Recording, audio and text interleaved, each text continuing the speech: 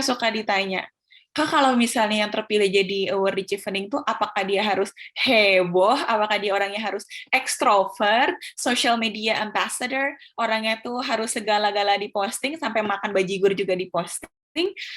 Enggak kok. Aku punya temen yang dia amat sangat pendiam, dia amat sangat introvert, tapi dia emang pinter banget, dan secara profesional dia orangnya baik banget, dan dia terpilih sebagai awardee Chevening. Tidak semua anak Chevening seperti aku, guys, yang hobinya ngomong. Nggak. Meskipun rata-rata ya, kalau kalian ketemu anak, misalnya kalian ke luar negeri gitu, ke UK gitu ya, terus kalian ketemu nih ngobrol sama orang-orang, terus kayak kalian tuh bisa membedakan mana anak Chevening di antara mereka.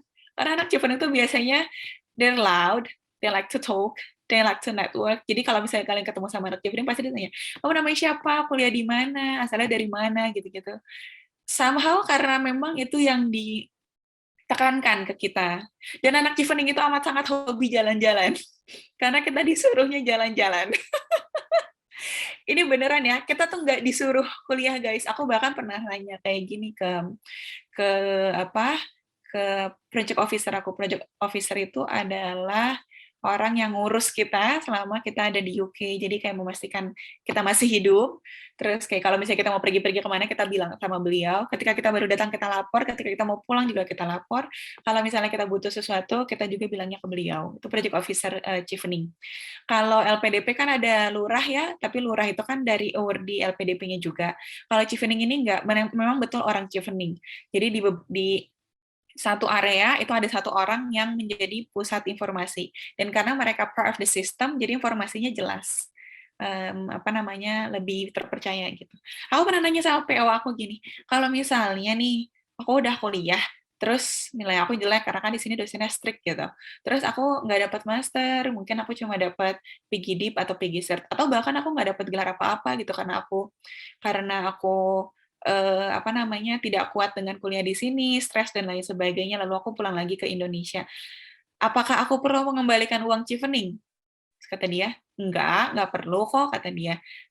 Chevening mah apa ya istilahnya ikhlas gitu, jadi nggak minta dikembalikan uangnya. Kalau misalnya memang ada sesuatu dan lain hal yang membuat kita pada akhirnya tidak bisa menyelesaikan kuliah. Jadi nggak ada denda seperti itu. Yang menjadi masalah itu adalah kalau misalnya sekolahnya selesai dan kita nggak mau pulang ke Indonesia, itu yang jadi masalah katanya. Terus bisa aku tanya lagi, kalau misalnya kita lagi lagi kuliah gitu, terus kita jalan-jalan, menurut kamu mendingan aku fokus kuliah atau fokus jalan-jalan? Terus kata dia, ya jalan-jalan dong.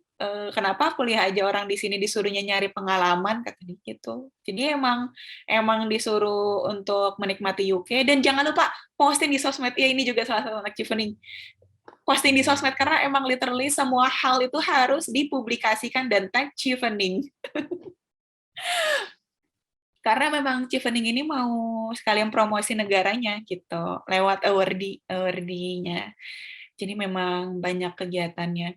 Nah, balik lagi ke kriteria awardee-nya ya. Jadi yaitu nggak ada stereotype Chevening scholars tuh nggak ada.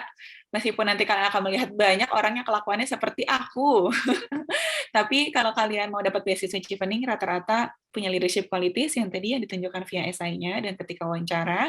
Kemudian punya keinginan untuk berbuat banyak bagi masyarakat gitu. Nah, kalau bagi aku pribadi, yang influencing positive changes yang aku mulai ketika aku di UK dengan menjadi bagian dari PPI Nottingham gitu. Dan sekarang juga aku banyak membuat konten di IG maupun YouTube untuk membantu teman-teman untuk bisa kuliah di UK.